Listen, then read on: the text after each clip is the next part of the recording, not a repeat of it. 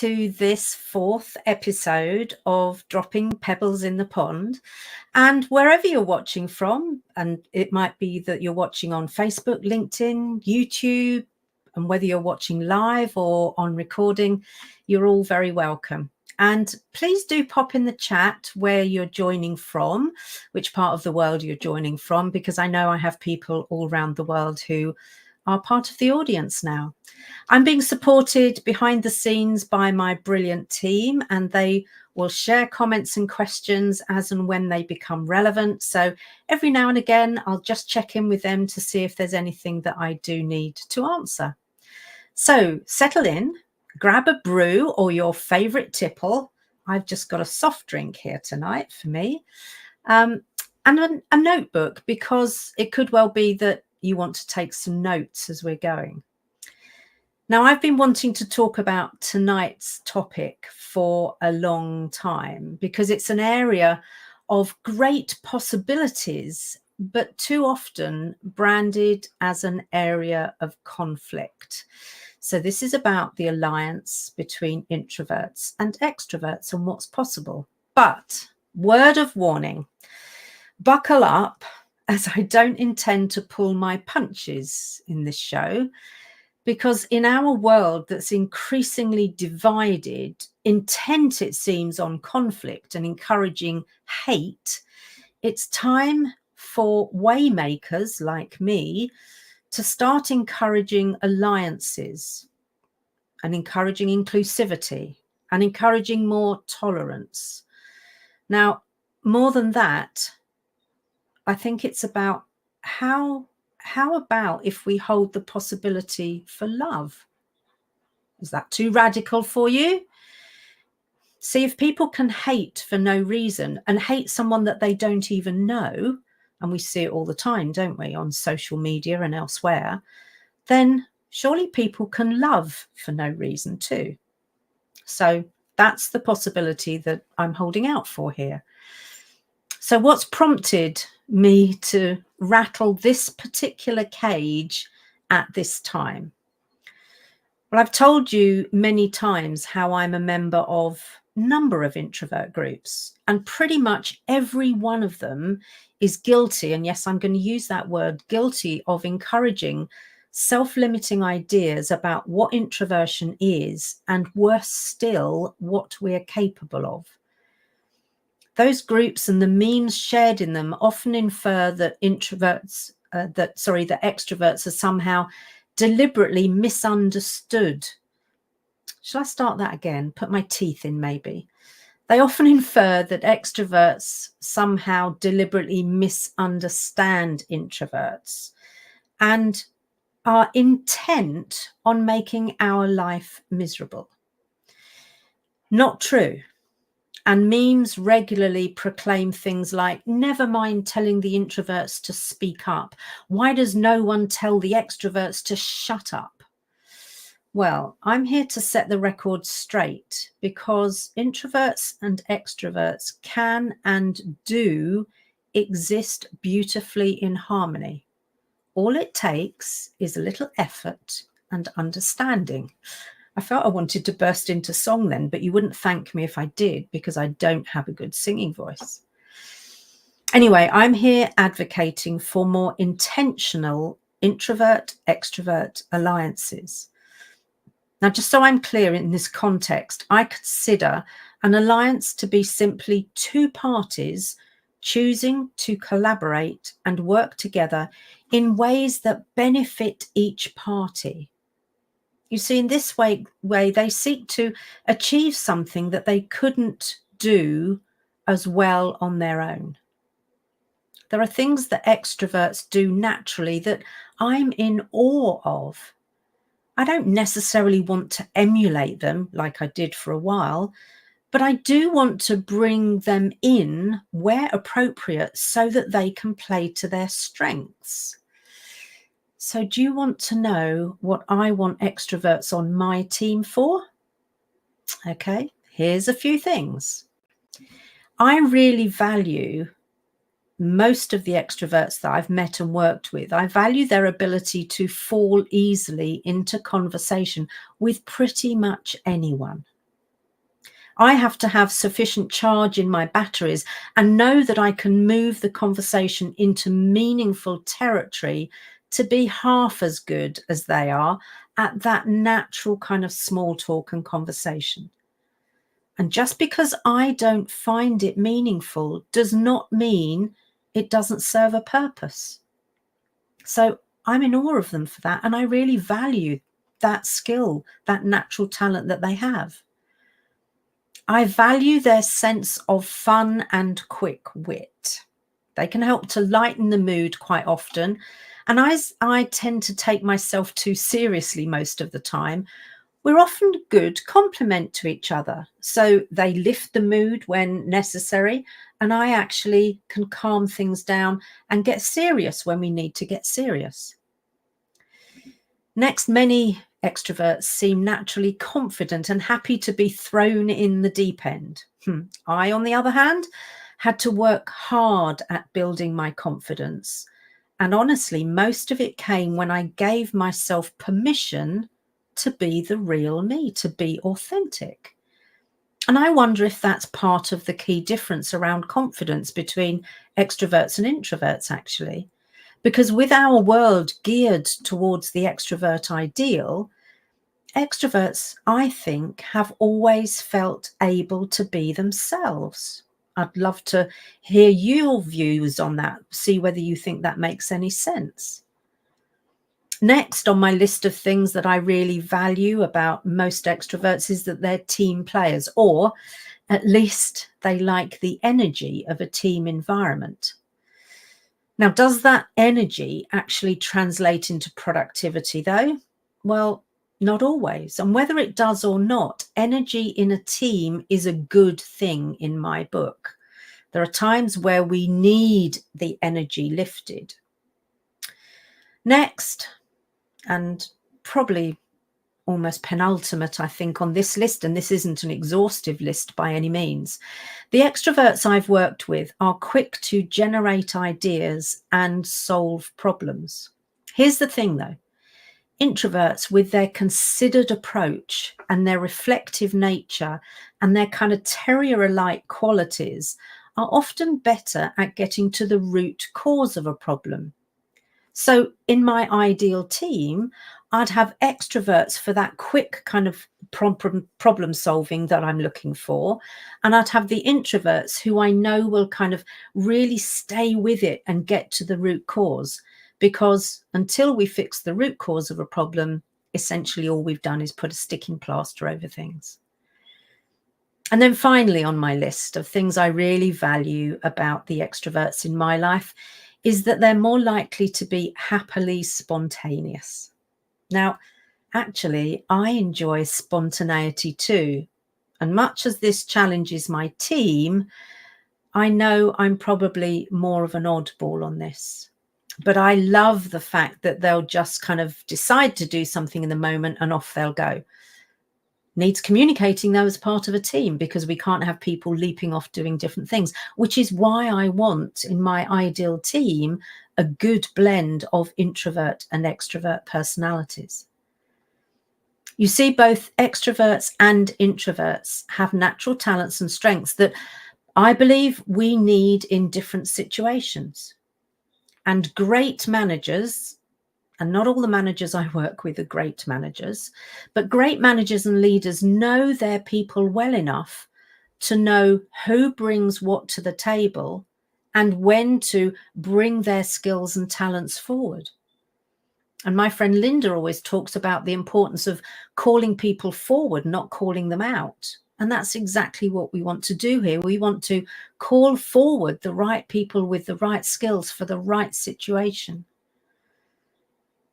But how much time and effort do we really take to understand and indeed value these strengths and talents?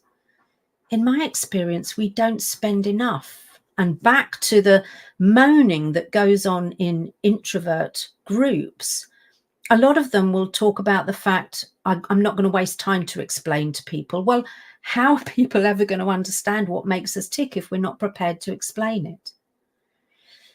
So on the kind of back to the cause of introvert extrovert alliances, they don't just happen. They are forged intentionally. And this is the type of work I do with many organizations.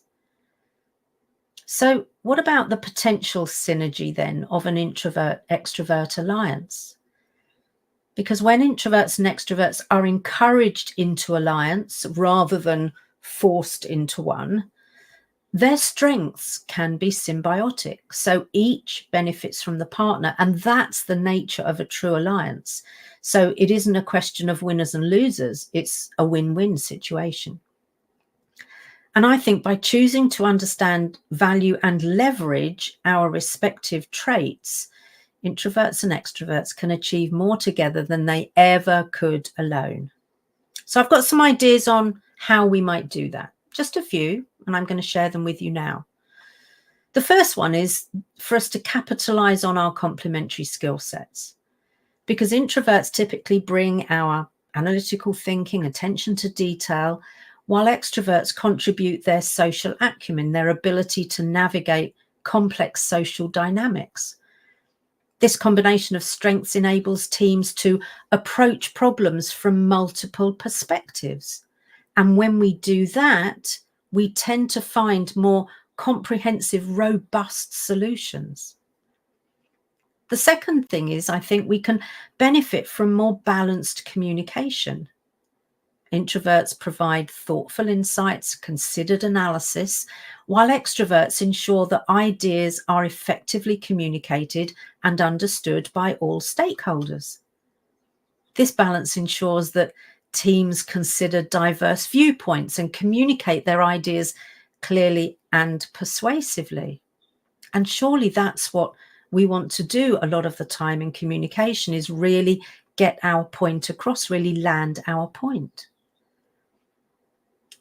Number 3 on my list, I think I've just got 5 of these at the moment, is that we get to experience enhanced creativity, because collaboration between introverts and extroverts often sparks creativity and innovation because we look at those problems so differently.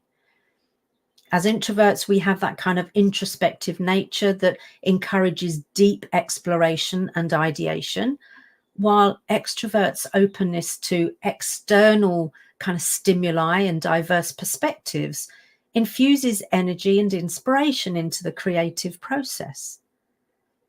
So together, introverts and extroverts can generate novel ideas and solutions that push the boundaries of possibility.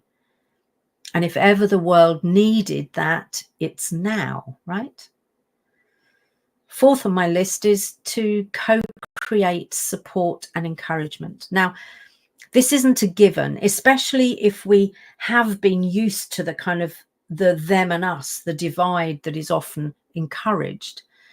But in a team who choose, maybe who have kind of relationship of maturity, it's possible for them to support and encourage each other and build the foundations of trust. If ever you've looked at Lencioni's work around trust, you'll know that around functional teams and dysfunctional teams, you'll know that that basic layer that has to be in place is trust. And that's what happens when we communicate and support each other well. Because introverts might offer the listening ear, the empathic understanding, while extroverts maybe provide the energy and enthusiasm. So this is always that kind of yin and yang thing, that if we choose to look at how we complement each other, we'll find that there is a lot that we can benefit from.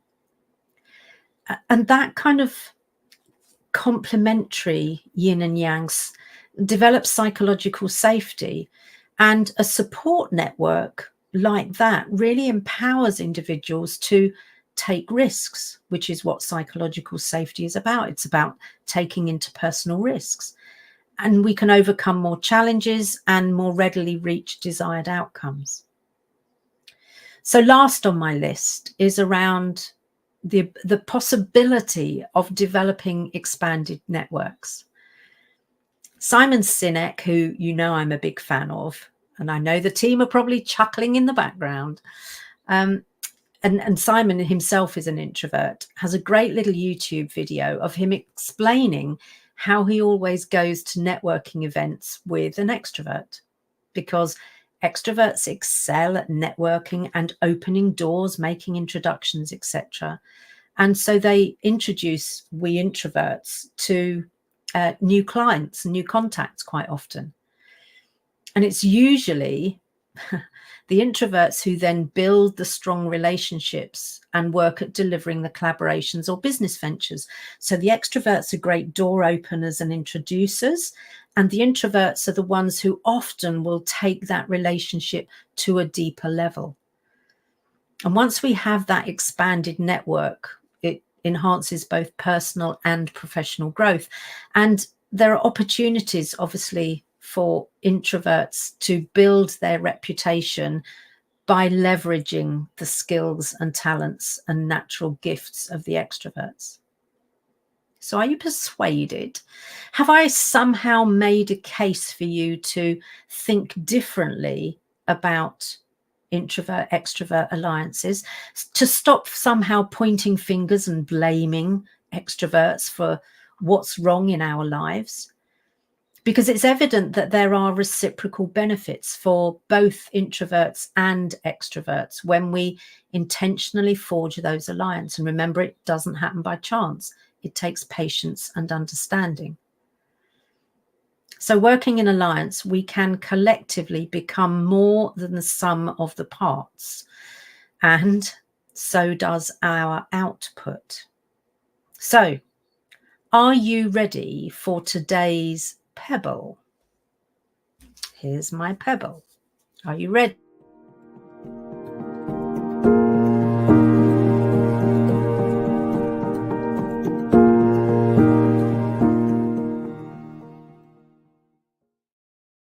Today's pebble, and I'm just going to let it drop any moment now, is that we all look intentionally for opportunities to value what extroverts bring to the table and value our differences, so that we don't see them as a point of problem, but we see them as a point of possibility. This isn't about compromising who we are as introverts.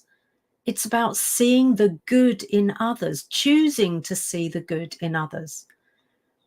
Some of my best collaborations have been with extroverts because we took the time to understand what made each other tick and how we complemented each other, how we fitted together, kind of yin and yang.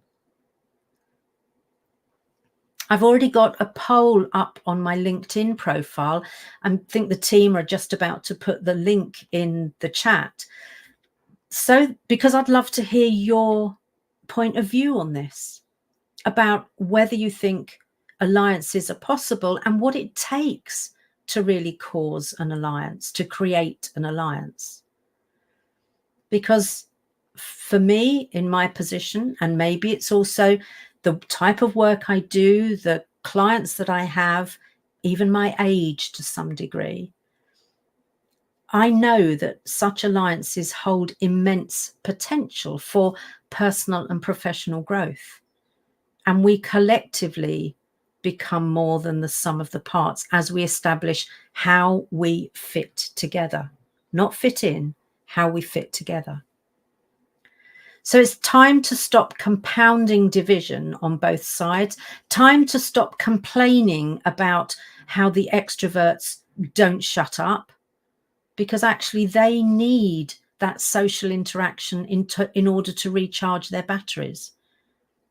The reason we're quiet is that's how we recharge. The reason they're louder is that's how they recharge. Let's understand and value that so that we can coexist joyfully and work in accord.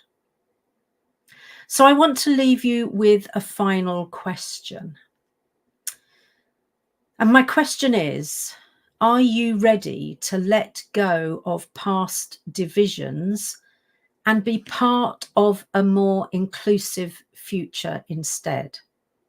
Now, I know it's not for everyone, because it takes real leaders to boldly forge a new path. And that's my invitation to you, to think of that question and decide whether you're a leader for the future, a leader for alliances.